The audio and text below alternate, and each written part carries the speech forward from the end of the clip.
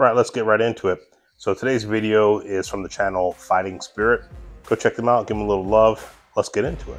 When it comes to fighting, the disparity in skill between a trained fighter and a wannabe tough guy is immense. Like any sport, the more time someone spends practicing, the better they get. But for some reason, while no one would expect to outplay Michael Jordan on the basketball court, many believe they can hold their own against a professional fighter, whether it's fueled by ego or a history of scrappy street fights from their youth. Some people seem to forget that in the fight world, there are levels to this. Alright, let's get straight into it. This self-proclaimed undefeated street fighter walked into a boxing gym and challenged an amateur. He refused to wear headgear as he said those are for women.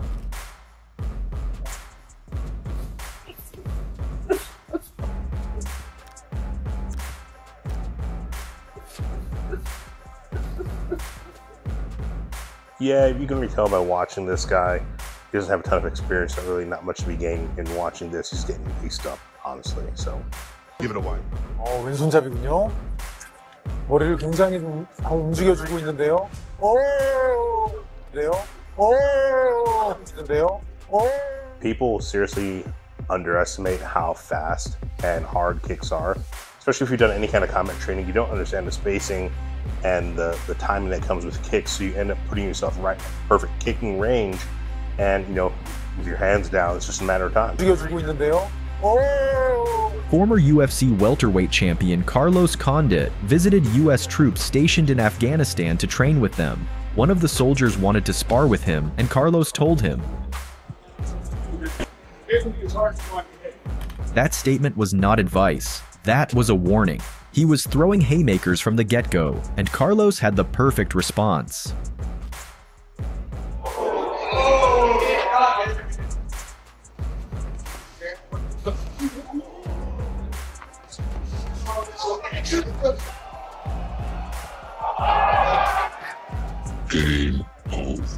Yeah, I remember when this one came out with Condit. And look, one of the things you have to keep in mind with young servicemen that are overseas, you know, this is what they live for, right? So this one I could actually justify. It makes a little bit of sense. Why would you not want to test yourself with a professional fighter, right? So I actually give a lot of kudos, a lot of credence to this young man for stepping in there and getting after it. He knew he was going to get pieced up, but it's one of those things where it was definitely worth taking your shot just for the hell of it. Now he's got a great story to tell with all his friends for the rest of his life. Right? It's actually, I like that one. And the other great thing we can learn with this one is it's a tacit agreement that we have in combat. When you're sparring with a partner, basically you hit your partner with as much intensity as you want to get hit back. So I actually made videos of this before. A lot of times people underestimate how hard they're hitting somebody, how amped up they are, so they end up going harder, and that forces their partner to go harder too. So I'm not saying that's what happened in this case, but it's just a good rule of thumb to go by whenever you're sparring. Hit as hard as you want to get hit back. It's like the golden rule. The same goes if you're just a skinny YouTuber going up against UFC's former bantamweight champion.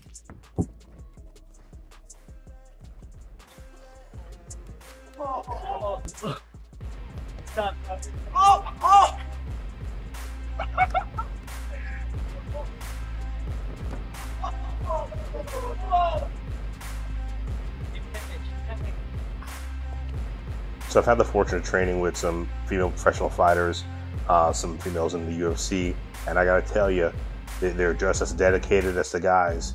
And you know, the thing with that too is usually being a fighter at that level, not only do they have to be physically strong, you have to be mentally strong, and their technique has to be solidly on point. So for the average everyday person, they would absolutely get pieced up by any of these guys. I wouldn't exactly call CM Punk a dumb regular guy, but everyone knows WWE is not real fighting. In 2016, he made the bold move from the scripted world of pro wrestling to the unforgiving octagon of the UFC. Let's see how that transition played out.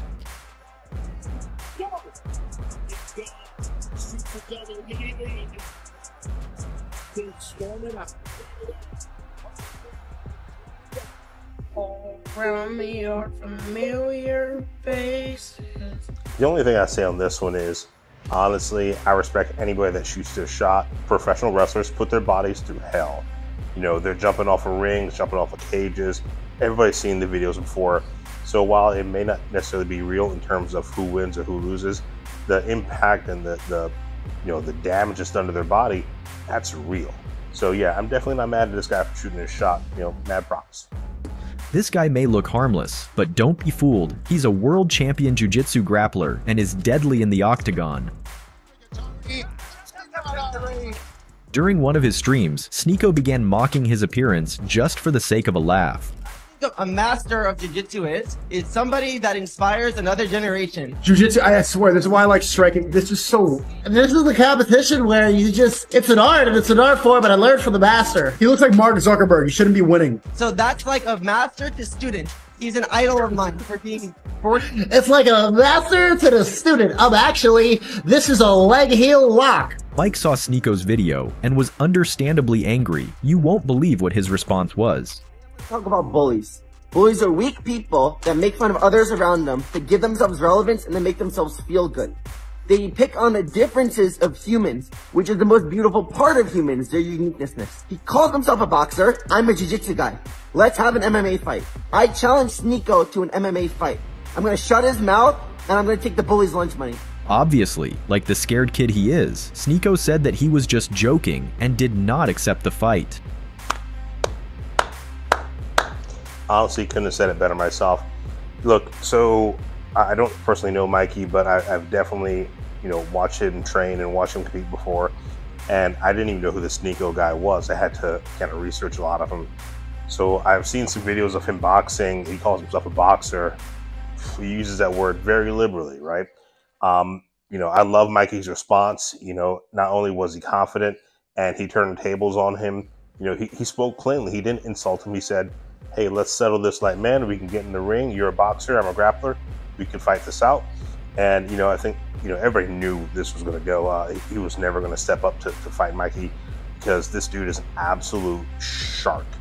So that was probably a smart decision on Sneako's end. On Street Beefs, they matched a Muay Thai fighter with an untrained person. Let's see how that turned out.